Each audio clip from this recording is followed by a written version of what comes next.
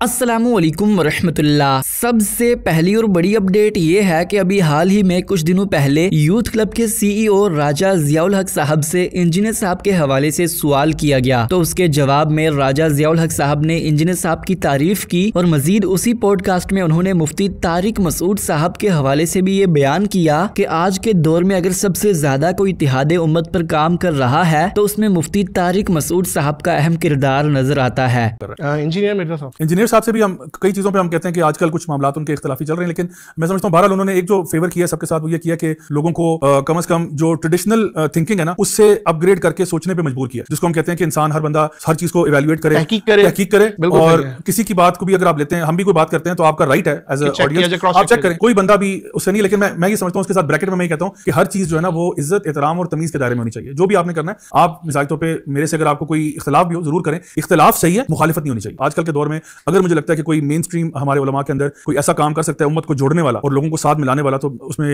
मुफ्ती तारिक मसूद साहब बहुत बड़ा रोल प्ले कर सकते हैं माशाल्लाह। नेक्स्ट अपडेट ये है कि अभी हाल ही में हारिस सुल्तान साहब ने इंजीनियर साहब और उनके स्टूडेंट्स को अप्रिशिएट किया। जैसा कि आप तमाम भाइयों को पता होगा कि पाकिस्तान के पंजाब की सरगोदा डिस्ट्रिक्ट में तहरीके लब्बैक पाकिस्तान के कुछ लोगों ने ईसाइयों की रिहाइशगाह पर इस बुनियाद पर हमला किया कि उन्होंने कुरान पाक की तौहीन की है। ये हुजूम इतना बड़ा था कि देखते ही देखते वहाँ पर मौजूद मुसलमानों ने उन ईसाइयों के घरों में मौजूद सामान को तोड़ा और उन्हें आग लगाई, और इन नाम निहाद आशिकाने रसूल ने पास ही में मौजूद एक शूज की फैक्ट्री को भी आग लगाकर जला डाला। तो सरगोदा के इसी इंसिडेंट को कंडम करते हुए हारिस सुल्तान साहब ने यह फरमाया कि पाकिस्तान में एक ही बंदा ऐसा है जो इन लोगों को आंखों में आंखें डालकर जवाब देता है, और इस बार भी इंजीनियर साहब ही सामने आकर इस वाक़े को कंडम करेंगे। अभी सिर्फ एक बंदा इंजीनियर मोहम्मद अली मिर्जा, वो बोलता, मुझे पता बड़ी सख्ती से वो बोलेंगे, फिर से कहेंगे कम से कम उनके जो स्टूडेंट है वो इस तरह की हरकतें नहीं करते। ये सारे जो है कौन है? टीएलपी वाले। ये कुछ हजार हैं जो टीएलपी के कारकुन हैं, कुछ हजार हैं। इनको पकड़ के इनके नाक में संगल डालना हो, आप अगर एक दिन ये फैसला करें, हुकूमतें बड़ा बड़ा काम कर जाते हैं। आपने वो बलोचिस्तान के लोगों को उठा के रखा हुआ है, कभी आप पीटीएम वालों को उठा, इनको क्यों नहीं उठाते? आपकी सोसाइटी की फैब्रिक की धज्जियां उड़ा दिया, हर तरफ बेड़ा गर्क पाकिस्तान का, इधर भी आपने बेड़ा गर्क कर दिया। नेक्स्ट अपडेट ये है कि आखिरकार इंजीनियर साहब ने साहिल अदीम साहब को आयरन डोम पर जवाब दिया। इंजीनियर साहब ने यह फरमाया कि उन्होंने आज़राए तफन्नुन ये बात कही थी कि आयरन डोम ने न सिर्फ वहाँ पर मौजूद यहूदियों की हिफाजत की बल्कि वहाँ के मुसलमानों की भी हिफाजत की है। जिन लोगों ने इंजीनियर साहब के इस जुमले को मिस इंटरप्रेट करके पेश किया और उनकी तकफीर की, तो कल क़यामत के दिन इंजीनियर साहब उनके जरूर गिरीबान पकड़ेंगे। वो मुझसे लाइव सेशन में एक बंदा यरूशलेम से, बैतुल मक़दिस से कॉल करके लाइव सेशन में लाइव पूछ रहा है, क्वेश्चन आंसर सेशन हो रहा है, और उसने जिक्र किया कि जी मैं यूएनओ की तरफ से यहाँ पे ड्यूटी पे आया हूं। मैंने कहा बड़ी अच्छी बात, किस लिए? तो उन्होंने कहा यहाँ पे जो पनागुज़ीन है उनके खाने पीने का बंदोबस्त करने। तो मैंने कहा यार वो ईरान के ड्रोन आए थे, क्या बना? वो कहता है 5 मिनट के लिए सायरन बजे थे यहाँ पे, फिर सब चीज नॉर्मल हो गई। मैंने कहा क्यों? उसने कहा जी आयरन डोम सिस्टम,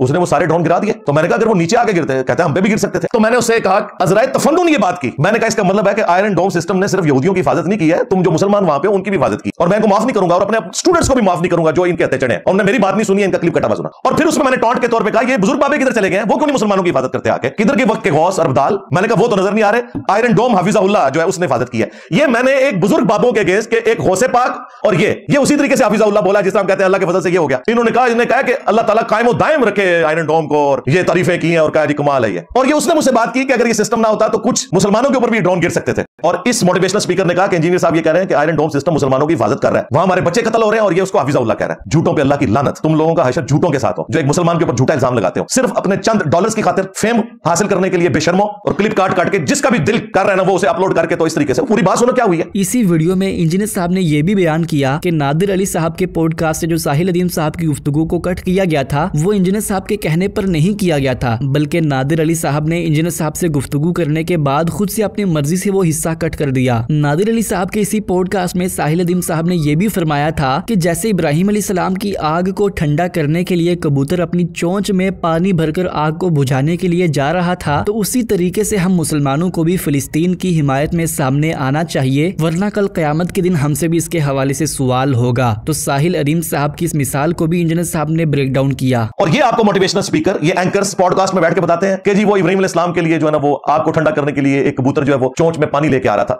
तो कबूतरों जाओ यरूशलेम, मिसालें वो दे रहे हो, एसी वाले कमरों में बैठ के मेरे ऊपर कुफर के फतवे लगा रहे हो, डॉलर्स कमा रहे हो, इधर क्या कर रहे हो? जाओ यरूशलेम, बनो कबूतर। जाते हैं कोई नहीं हो और मेरे ऊपर इल्जाम लगा रहे हैं यूदों सारा का एजेंट होने का। ये आपने दोगली पॉलिसी देखी है?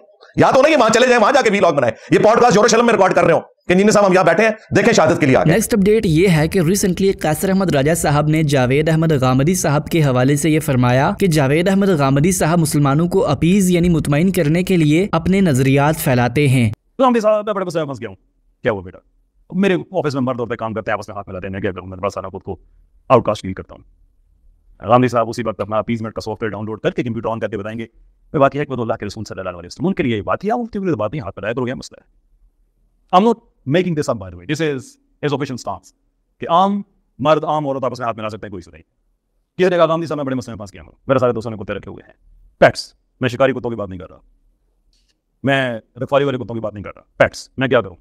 गामदी साहब अगेन वही अपीजमेंट का सॉफ्टवेयर जब से ऑन किया था, सूरह माइदा में अल्लाह ने कहा नहीं कि अल्लाह की दी हुई अकल से तुम इनको सिखाते हो, हालांकि वो जिक्र हो रहा है शिकारी जानवरों का, उन्होंने फिट कर दिया। उनको पता जिसे मैंने बताने से कौन सा जाके देखना है, उसको सिर्फ एक बंदा चाहिए जो कहते कि बेटा जायज। और इसी वीडियो के थंबनेल पर कैसर अहमद राजा साहब ने ये लिखा, वी डोंट नीड गामदी साहब, कि हमें गामदी साहब नहीं चाहिए। नेक्स्ट अपडेट ये है कि रिसेंटली मुफ्ती राशिद महमूद रजवी साहब ने इंजीनियर साहब को पॉडकास्ट का चैलेंज किया। मुनाजरा करने के लिए तो शराइत लिखवा कर लानी होगी, तो इसीलिए मुफ्ती साहब ने इंजीनियर साहब को पॉडकास्ट का चैलेंज किया, लेकिन साथ ही में उन्होंने ये शर्त बयान की कि उन्हें इजाजत दी जाएगी कि वो अपने सप्लीमेंट्री क्वेश्चंस कर पाए। फिर ये कहता है कि इनके अंदर इतनी कॉम्पिटेंसी नहीं है कि ये कुरान और सुन्नत के मुताबिक जवाब दे सके। मिर्जा साहब तुम्हारे अंदर तो है ना, तुम्हारे अंदर है तो ठीक है, मैं तुम्हें चैलेंज करता हूं, मुझे टाइम दो, मैं तुम्हारे साथ पॉडकास्ट करूंगा। और पॉडकास्ट रस्मी नहीं करूंगा, जो पॉडकास्ट करने का तरीका है, सवाल के बाद मैं काउंटर सवाल करूंगा। अगर हिम्मत है तो इस चैलेंज को कबूल करो। मुनाजरा तो तुमने करना नहीं, चलो कम से कम पॉडकास्ट तो तुम कर लेते हो ना, उसका मुझे टाइम दो, मैं तुम्हारे साथ पॉडकास्ट करने के लिए तैयार हूं। मैं सवाल लेके आऊंगा और सवालों पर फिर काउंटर में सवाल करूंगा, अगर हिम्मत है तो उसका जवाब दो। नेक्स्ट अपडेट ये है कि सरगोदा इंसिडेंट के रिस्पॉन्स में ही एक्स मुस्लिम समीर नामी एक चैनल पर समीर सिद्धार्थ ने कुरान पाक की तौहीन की और इसकी ये वीडियो सोशल मीडिया पर काफी ज्यादा वायरल हो रही है। पहले उसने नाउजुबिल्लाह अपना पाँव कुरान पाक पर रखा और उसके बाद कुरान पाक को फाड़ा और उसे आग लगाई और फिर मजीद कुरान पाक पर यह ऐतराज किया कि अगर अल्लाह पाक ये कलाम करते हैं कि वो कुरान पाक की हिफाजत करते हैं तो आए कुरान पाक की हिफाजत करें। नेक्स्ट अपडेट ये है कि रिसेंटली मुफ्ती फजल हमदर्द साहब ने अल्लामा अमीन शहीदी साहब के साथ एक पॉडकास्ट किया, जिसमें उन्होंने अहले तशय्युअ के हवाले से जो अमूमन हमारी सोसाइटी के अंदर मिसकॉन्सेप्शंस पाए जाते हैं उन्हें क्लैरिफाई किया। तो उसी चीज को इंजीनियर साहब ने अपने ऑफिशियल चैनल से मुफ्ती साहब की वीडियो के नीचे कमेंट करके अप्रिशिएट किया और मुफ्ती साहब ने भी उसे मजीद सराहा। अब तमाम भाइयों को पता होगा कि पिछले एक लंबे अरसे से मुफ्ती फजल हमदर्द साहब और इंजीनियर साहब के माबेन इख्तलाफात चलते आ रहे थे, जिसकी वजह से हमें दोनों जानिब से तल्ख कलामी देखने को मिली, लेकिन अब ये तल्ख कलामी खत्म होती नजर आ रही है। नेक्स्ट अपडेट ये है कि रिसेंटली ओवैस रब्बानी साहब ने इत्तेहाद उम्मत की निस्बत से मुफ्ती तकी उस्मानी साहब के साथ मुलाकात की, जिसकी तस्वीर आप यहाँ पर देख भी सकते हैं। ये थी आज की सारी अपडेट्स, मिलते हैं इसी तरह की नई अपडेट्स के साथ, तब तक के लिए अल्लाह हाफिज, अस्सलामु अलैकुम व रहमतुल्लाह।